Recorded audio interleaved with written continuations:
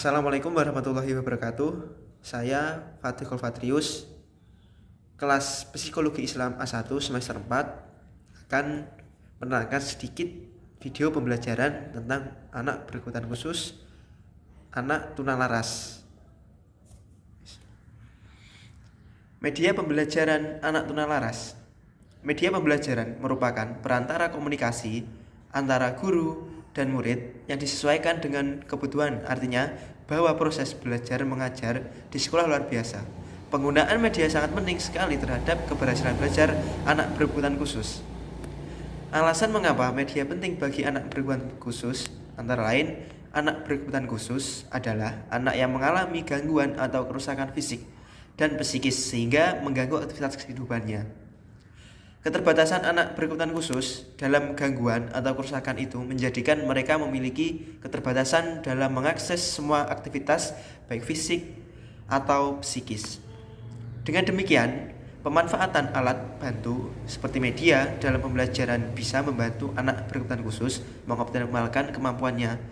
Klasifikasi media pembelajarannya seperti media audio, antara lain menghasilkan bunyi, suara, kaset, contohnya tip recorder atau radio, semacam itu. Yang kedua, media visual dapat memperlihatkan rupa dan bentuk dua dimensi non transparansi seperti film lembar transparansi. Yang keduanya tiga dimensi visual yang tiga dimensi seperti model benda yang sebenarnya. Pengelompokan media oleh Leisen antara lain media berbasis manusia seperti guru, instruktur, tutor, main peran, kegiatan kelompok. Yang kedua, media berbasis cetak, buku, penuntun, buku latihan, seperti itu. Yang ketiga, media berbasis visual seperti buku, alat bantu kerja, bagan grafik, peta, gambar. Yang keempat, media berbasis audio visual, ya video, film, program slide tip, televisi, dan lain-lain. Yang kelima, media berbasis komputer, pengajaran dengan bantuan komputer, interaktif video, seperti itu. Prinsip pendekatan dan metode. Prinsip terapi permainan bagi anak tunalaras pada umumnya diperlukan prinsip sebagai berikut. Prinsip kasih sayang. Anak tunalaras mempunyai karakteristik sosial, emosional dengan gangguan kepribadian perlu pendekatan secara psikis dengan kasih sayang dari semua pihak baik keluarga, sekolah, ataupun masyarakat. Prinsip individual peserta didik mempunyai karakteristik yang berbeda-beda. Maka untuk anak tunalaras perlu diperlihatkan sikap perilakunya secara individual untuk menentukan program yang akan dirancang agar perilaku yang menyimpang dapat diterapi dengan kegiatan terapi bermain. Prinsip motivasi belajar.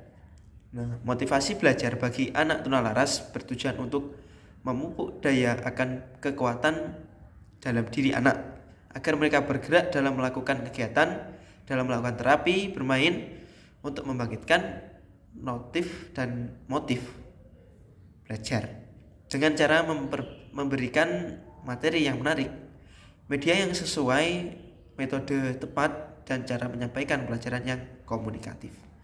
Prinsip belajar kelompok. Anak tunalaras yang mengalami gangguan sosial emosional perlu pendekatan dengan cara belajar dengan kelompok untuk mengembangkan rasa kebersamaan, menghargai pendapat orang lain, tanggung jawab, dan bekerja secara gotong royong. Bila anak tunalaras sulit beradaptasi, diperlukan tindakan modifikasi tingkah secara khusus dan terus-menerus sampai dia dapat menyesuaikan diri dengan lingkungannya dan masyarakat. Pendekatan yang dapat digunakan adalah sebagai berikut. Pendekatan terapi bermain bagi anak tunalaras, pendekatan psikoanalisis, pembelajaran dengan pendekatan psikoanalisis membantu mengungkapkan hal-hal yang mendasari patologi mental dalam usaha untuk meningkatkan fungsi kejiwaan yang tercermin dalam tingkah laku dan presentasi. Pendekatan psikologi pendidikan anak tunalaras dengan gangguan psikiatrik ada penyimpangan perilaku yang menyebabkan rendahnya prestasi belajar. Dengan terapi permainan dapat dikembangkan karakteristik anak.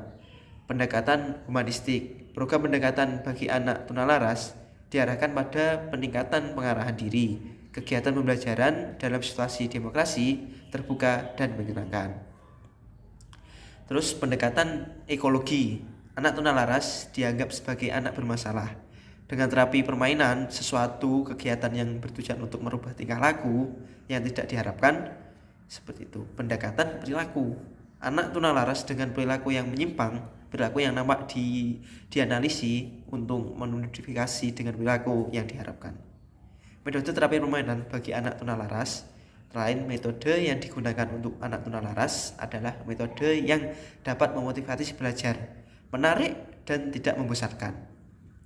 Metode yang sesuai dalam proses terapi permainan antara lain metode brainstorming, curah gagasan, metode diskusi, metode problem solving, metode inquiry, metode kerja kelompok, metode karya wisata, metode eksperimen, metode latihan, dan metode penggunaan dan lain sebagainya.